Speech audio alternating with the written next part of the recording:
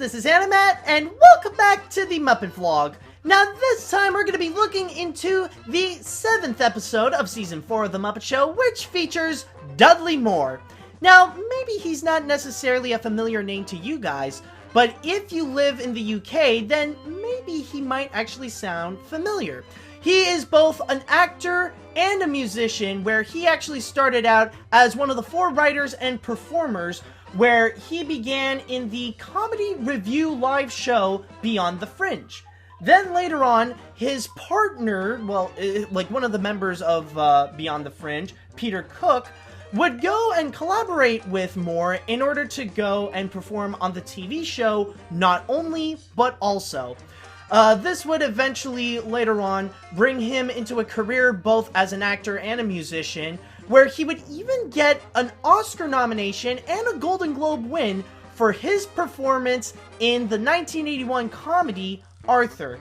And if we look into the episode that Dudley Moore appeared in, I would have to say that it really was pretty interesting, I must say, because I don't know, for some reason, I feel like there is kind of a deep message into this episode.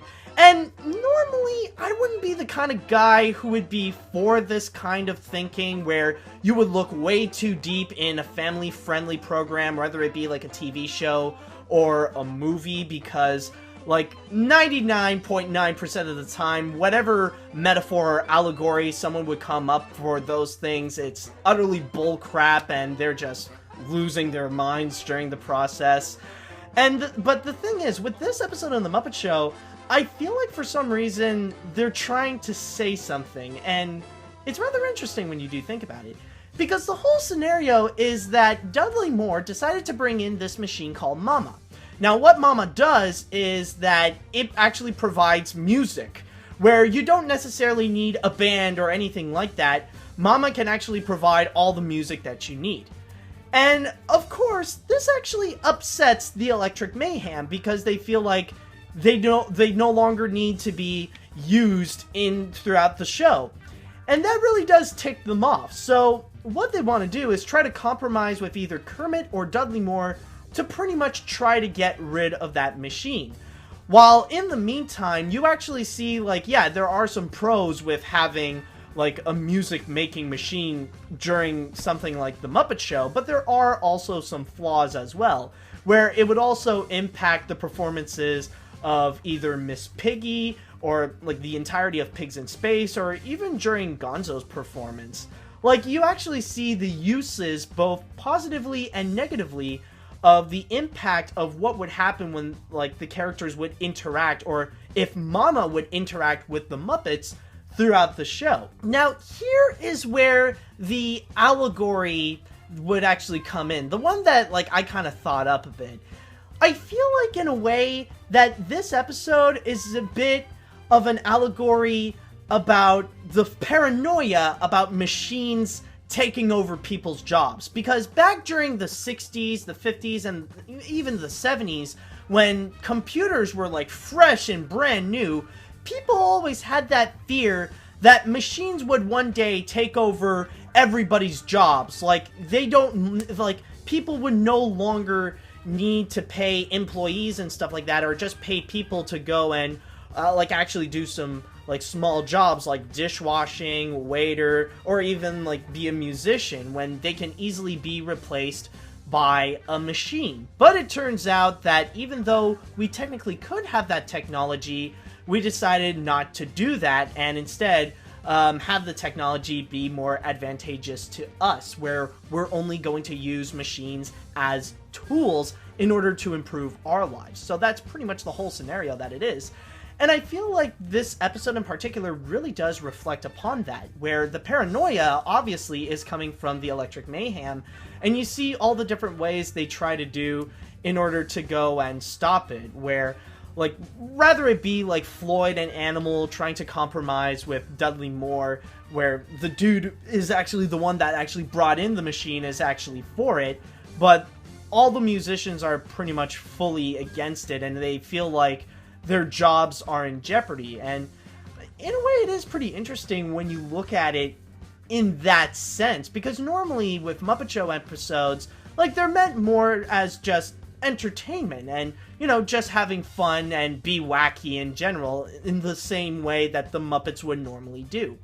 But with this one, I don't know, it's just for some reason it feels like it kind of has that message.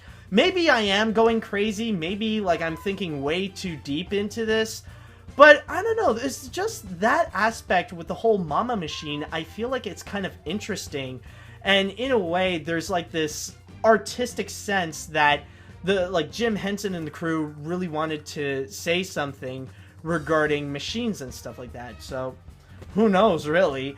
But if you look into the sketches themselves, I have to say, they're not all that great. Like, yeah, they are a bit fun, but it's nothing really special. Like, it actually starts out with a bunch of bugs singing "She Loves You," and the one thing I will say is that I want to thank The Muppet Show for not doing a stupid, obvious Beatles joke. Like, that is actually gracious. And what ended up happening, like, even after the performance where Kermit would be backstage and telling the bugs, "All right, good job," like, there's actually a little funny bit. So, at that point, like, you know, I really am thankful for that, where they didn't go with the obvious bad jokes and just, you know, make everything nice. And then afterwards, we got At the Disco Dance. So, basically with this one, it's been a long time since an At the Dance sketch actually did appear, but this time they're pretty much no longer hiding what they actually are. They even brought in Fozzie, because we all know At the Dance is just a series of bad jokes one after another while a bunch of people are just dancing, you know? But when Fozzie comes in, they pretty much open up the curtains and they know very well that it's just a bunch of bad jokes, so you know what? Screw it. We're gonna do another one, and we're just gonna bring in Fozzie. So it's a little bit of a combination between Fozzie's bad jokes and also At the Dance. So that's basically it. I mean, there isn't even any sort of interruptions from Statler and Waldorf. I mean, take it as you will. It's literally just a series of bad jokes. Then after that, we got a musical number where Dudley Moore would come in, and this is where also Mama would step in and actually initiate the replacement of the Electric Mayhem, where he would actually go and sing the song Mama Don't Allow. So in a way, it's kind of like a double entendre in a way, where like they're referencing now this Mama, like the machine, instead of like Mama in the song, where they say Mama Don't Allow no guitar player, Mama Don't Allow no drummer, and all that kind of stuff. And then afterwards, we actually got Pigs in Space, where that is another bit where they use Mama.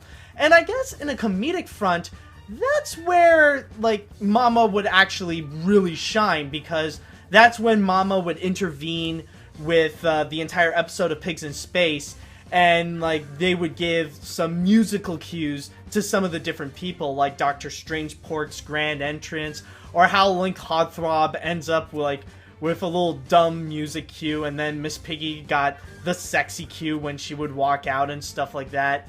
They would then go and try to do the same thing with, like, a bit of a melodramatic type episode where Miss Piggy kind of, like, in a soap opera kind of way, to, like, she wants to bring in Kermit into her room, but doesn't want Kermit to get out because apparently there's something evil outside, but it just turns out to be Mama the Machine.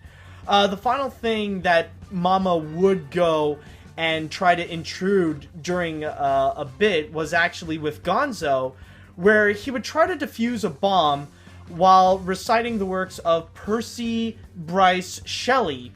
And during that time, Mama tried to add in some, like, musical cues onto it, but then it just triggered Gonzo to explode the bomb and really screw up Mama in a way. And then finally, the finale that they got is How High the Moon, where he would actually play with the Electric Mayhem, but this time you actually see a bit of the rubble where the entire theater got exploded because of that bomb. And there's no lyrics into this one, it's just playing the music, but it does have a bit of a comedic spin as well, because the theater was pretty much crumbling down after the explosion. You see Dudley Moore just playing on the piano, and every time the band would get hectic, especially with Animal, like, you would see some of the rubble is falling down, and you just see Dudley Moore, like, he's playing on the piano. It's like, just calm down! You know, that was actually pretty funny. So, I would say that, overall, the episode itself, I would have to say, it is good. It's not great, but it's good. You know, they got this entire theme of using M.A.M.M.A as a machine, and they find all the different comedic possibilities, and, you know, it's not the best episode. There have been a lot funnier ones, but at least they tried with the most that they could with this music machine in a way. But I feel like the inclusion of, like, the deep metaphor of the paranoia of machines replacing humans in terms of jobs and stuff like that, I guess that it really does add a new level of depth onto this episode, and it really does make you think in a way. So I suppose the reason why I kind of included this metaphor of machines over humans, I guess it's because there really isn't much else that this episode is offering, really. It's just more the fact that, like, they try to do this cute little comedic bit, and for the most part, it's alright, but it's not their greatest material. So, kind of that little metaphor in there, you know, it kind of makes this episode a bit more intriguing. And I guess, like, maybe you don't interpret that way. Maybe you can conclude in your own thoughts about this episode. But for what it is, I guess it's alright. But, like, when you try to think into it, I guess it adds a new layer into the episode altogether. But anyways, that is pretty much going to be it. So I just want to say thank you guys so much for watching. And we'll see if in the next episode we won't need any, like, little metaphors or allegories and stuff like that. And, you know, just enjoy a good Muppet Show episode just for the sheer entertainment and hilarity that it would ensue. But we will only know until next time, so see you later, dudes!